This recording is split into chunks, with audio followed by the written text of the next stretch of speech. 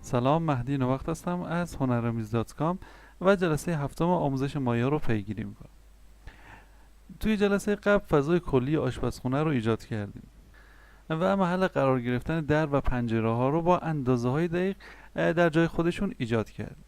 حالا تو این جلسه میایم و ادامه کار رو پی میگیریم در واقع و از یه قسمتی کار رو ادامه میدیم. میتونیم از هر قسمتی شروع بکنیم، در واقع از کلیات باز بریم به سمت جزئیات. حالا من میام و از این قسمت در واقع کار رو ادامه میدم.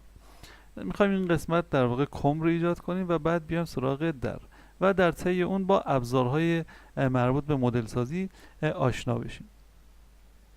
ابزارهایی که تو این در واقع استفاده میشه، اونطوری که به نظر میاد پنجره هم سبکی شبیه همین در داره و بعد از اینکه این در رو ساختیم پنجره هم با همین روش در واقع ایجاد میشه. بسیار خوب، میایم و کار رو ادامه میدیم. برای ایجاد در میام پس اون کم رو در مرحله اول ایجاد میکنم. یه کمی در واقع محدوده دور در به نظر میاد حدود 5 سانتی متر در واقع قطر داره این، یا ضخامت اون 5 سانتی متر است در هر طرف. پس میام و اون ضخامت رو ایجاد میکنم. برای این کار روی راست کلیک میکنم روی آشپزخونه که داریم و این فیس های مربوط به در رو انتخاب میکنم. حالا میخوام ابزار اکسترود رو در واقع معرفی کنم. با استفاده از ابزار اکسترود از دل این صفحه هایی که داریم میتونیم صفحه های جدید ایجاد کنیم و در واقع کاری که میکنه اکسترود همین هستش که حجم جدید از صفحه های موجود ایجاد میکنه با ایجاد صفحه های جدید. حالا برای که ببینیم چطور کار میکنه خیلی ساده هستش کاربرد اون. اگر به عنوان نمونه این فیس رو انتخاب کنم، روی اون در واقع بیام توی منوی ادیت مش و اکسترود رو بزنم، میبینیم که شورتکات اون کنترل ای هست. در واقع میتونیم اون رو فعال کنیم یا میتونیم روی اون راست کلیک کنیم با پایین نگه داشتن شیفت و راست کلیک در واقع اکسترود فیس رو دسترسی داشته باشیم اگر تو حالت فیس باشیم. تو حالت اج هم در واقع میتونیم به اون دسترسی داشته باشیم با استفاده از همین شیفت و راست کلیک. حالا یه بار اون رو فعال میکنم با زدن شورتکات کنترل و ای. در واقع با زدن شورتکات کنترل و ای میبینید که یک پنجره معلقی اینجا باز میشه که یه سری ابزارهای یا یه سری پارامترهای کاربردی اون رو توی اون قرار دادن. پارامتر اولی که وجود داره در واقع تیکنس هست که میتونیم ضخامت رو مشخص کنیم به این صورت، و پارامتر آفست هم پارامتری است که فاصله از لبه های مرزی رو مشخص میکنه. میبینید که این دو تا پارامتر در واقع پارامترهای بسیار مهمی هستن و همونطور که چون داریم با سیستم سانتی متر کار میکنیم در واقع اینها هم به اندازه سانتی متر هستن، با واحد سانتی متر هستن و اینجا 5 سانتی متر یا 10 سانتی متر هر مقداری رو میتونیم وارد کنیم. حالا قسمت های دیگه هم داره. دیویژن در واقع تعداد تقسیمات رو اینجا رو مشخص میکنه.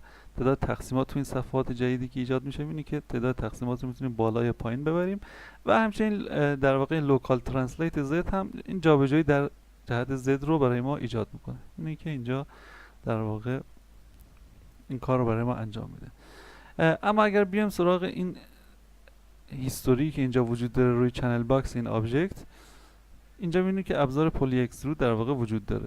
با کلیک روی اون میتونیم دوباره دستی داشته باشیم به این پنجره و همچنین یه سری پارامترهای اضافی که حالا فعلا از روی اون عبور میکنیم و در زمان خودش اونا رو معرفی میکنیم. پارامترهای کاربردی‌تر در واقع همین پارامترها هست. بسیار خوب، کنترل زد رو میذارم تا برگردیم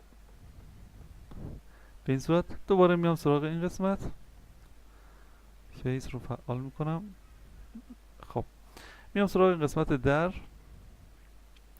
و در واقع میخوام اون کام رو ایجاد کنم با استفاده از اکسترود و مقدار آفست. مقدار 5 سانتی متر همونطور که گفتم قرار میدیم تا در واقع این کام 5 سانتی متری ما ایجاد بشه. در همه طرف ها در واقع میبینید که ایجاد شد. میخوایم حالا این قسمت رو جدا کنیم از بدنه آشپزخونه یا فضای مربوط به آشپزخونه. برای اینکه بتونیم صفحات رو جدا کنیم از این مش میتونیم بیایم و از ابزار اکسترکت استفاده کنیم. برای این کار میام این قسمت رو انتخاب میکنم و با پایین نگه داشتن شیفت روی فیس دوم دابل کلیک میکنم به این صورت. میبینیم که در واقع این لوپ یا این حلقه صفحه انتخاب میشه. میتونم بیام سراغ منوی ادیت مش و در واقع اکسترکت یا دوباره شیفت راست کلیک و اکسترکت فیس. زمانی که این کار رو میکنم در واقع این مش من تبدیل میشه به دوتا مش. میبینید که این مش الان این قسمت جدا شده و این قسمت در و بقی در واقع مربوط هستش هنوز به آشپزخونه. در واقع دو تا مش در حال حاضر داریم. حالا میتونم بیام این قسمت در رو هم جدا کنم. پس میام اینا رو هم انتخاب میکنم، میام به سراغ ادیت مش و اکسترکت رو در واقع میزنم. به این ترتیب این قسمت هم جدا میشه. میبینید پنجره معلق در واقع همون آفست رو داره که فاصله از گوشه ها هست و جابجایی و کیپ فیس توگیدر هم که فعلا کاری به اون نداریم و در جای خودش اون رو هم توضیح میدم. پس این قسمت الان شد کیچن ما، کیچن. این قسمت در واقع شد دور و در ما و این قسمت هم که مربوط هست به کام ما که حالا انگلیسی اون رو نمیدونم، کام می نویسم به این صورت فقط برای اینکه مشخص باشه. بسیار خوب. میبینیم که در واقع هرچی ما ابزار فعال میکنیم روی این مش در واقع تو این قسمت به این هیستوری اضافه میشه. این ممکنه در دراز مدت باعث ایجاد باگ بشه و در واقع رم بیشتری میگیره. برای که این قسمت رو پاک کنیم هر جا لازم بود به نظرمون میتونیم بیایم و در واقع این هیستوری رو پاک کنیم. برای پاک کردن میتونیم بیایم سراغ منوی ادیت، دیلیت بای تایپ و هیستوری. حالا اونم کنترل شیفت و کلیک رو میزنم تا به شلف هم اضافه بشه به این صورت.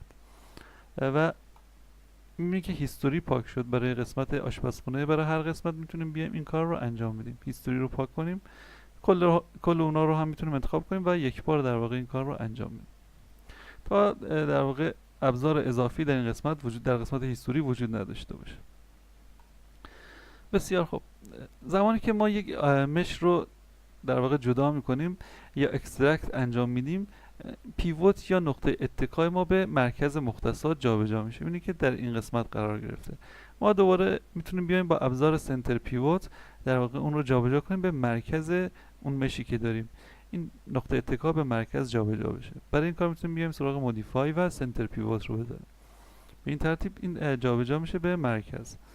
میبینید که جابجا شد. حالا برای کم هم میتونیم بیایم و این کار رو انجام بدیم. در واقع انتخابات رو انجام میدیم، کام و سنتر پیوت، مودیفای سنتر پیوت. بسیار خوب. گام بعدی در واقع این هستش که بیایم و به این کام حجم بدیم. برای این کار دوباره میتونیم بیایم و از همون ابزار اکسترود استفاده کنیم. پس کنترل ای رو میزنم، میبینید که در واقع فعال شد. چون تو حالت در واقع کلی بودیم روی همه فیس ها اون اعمال شد. میتونیم بیایم و تیکنس یا ضخامت رو اینجا مشخص کنیم. به نظر میاد حدود 15 تا 20 سانتی متر. حالا ما داریم چشمی کار میکنیم، حدود 20 سانتی متر رو در نظر میگیرم. مقدار 20 رو اینجا وارد میکنم تا 20 سانتی متر در واقع اکسترود بشه به این صورت. بسیار خوب. پس این قسمت هم اکسترود شد.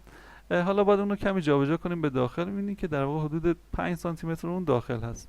پس میام و مقدار منهای 5 رو در این قسمت در ترنسلیت x وارد میکنم، منهای 5، تا در واقع به این صورت در داخل قرار بگیره. برای اینکه ویوپورت بهتر دیده بشه در واقع روی هم افتادگی ها، میتونیم بیایم سراغ ویوپورت 2 و در واقع الان برای من فعال هست. تو این قسمت اسکرین اسپیس امبینت اکلوژن در واقع این گزینه رو فعال کنیم. به صورت پیش‌فرض به این صورت هست برای اینکه روی هم افتادگی و یا در واقع اشیایی که نزدیک به هم قرار میگیرن رو بتونیم راحت‌تر ببینیم. یه سایه امبینت اکلوژن ایجاد میکنه که این سایه باعث میشه راحت‌تر دیده بشه روی هم افتادگی ها و کمک میکنه به مدل سازی ما. انتی الیزینگ هم میتونیم فعال کنیم که البته برای من این بازم فعال است.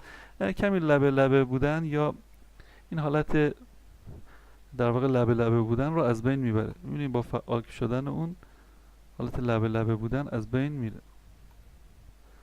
البته میبینید که گرید هم یک باگ کوچیکی داره و اون روی در واقع آبجکتمون قرار میگیره با این کار. بسیار خوب. به این صورت پس میتونیم این کار رو در واقع انجام بدیم. بسیار خوب. حالا میایم سراغ در و در رو ایجاد میکنیم. قبل از اینکه کار روی اون رو ادامه بدم، میام و این در واقع لبه های اضافی که وجود داره اونا رو دیلیت میکنم. بس اونا رو دابل کلیک میکنم تا انتخاب بشه و دیلیت رو میزنم. دیلیت روی کیبورد. زمانی که این کار رو انجام میدیم در واقع اشکالی پیش میاد به این صورت که یه سری ورتکس های اضافی تو این قسمت ایجاد میشه. در واقع اون لبه ها رو پاک کردیم اما ورتکس های متناظر با اون وجود داره. اگر تو حالت وایر فریم بریم می‌بینی که به این صورت یه سری ورتکس اضافه وجود داره. پس من کنترل زد رو میزنم تا این لبه ها برگرده. برای دیلیت کردن این لبه ها میتونیم بیایم و شیفت رو پایین نگه داریم تا حالت اج و دیلیت اج رو بزنیم.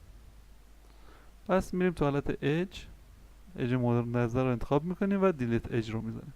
به این ترتیب در واقع اون ورتکس های اضافی دیگه ایجاد نمیشه. حالا اگر بریم اینجا میبینی که در واقع برای اینکه این آبجکت آشپزخونه انتخاب نشه پنج رو میزنم، میتونیم اون رو داخل یه لایه قرار بدیم. برای این کار آبجکت رو انتخاب میکنم و میام تو این قسمت کریت نیو لایر رو میزنم. در واقع این آبجکت رو به یک لایه اعمال میکنم. حالا اگر وی رو بزنم میبینی که در واقع نمایش اون یا ویزیبیلیتی اون در واقع آف یا آن میشه. البته کاربردهای دیگه هم داره که حالا هر جا لازم بود توضیح میدم. اسم اون رو هم میتونیم بذاریم کیچن لایر و رنگ هم میتونیم برای اون مشخص کنیم تا زمانی که تو حالت وایر فریم میریم در واقع با این رنگ دیده بشه. وی رو میزنم تا اون آف بشه به این صورت و اج های اضافی که دیلیت کردیم و ورتکس های متناظر هم که میبینید دیگه وجود نداره. بسیار خوب، حالا با ابزارهای اکسترود، اکسترکت، دیلیت اج و همچنین کار با این لایه ها به صورت کلی آشنا شدیم. برای اینکه زمان ویدیو در واقع بیشتر از یه حدی نشه و ویدیو خسته کننده نشه، قسمت داخلی در رو میذاریم تا در جلسه بعد در واقع کار کنیم و ویدیو رو اینجا تمام کنم. امیدوارم این جلسه مفید بوده باشه.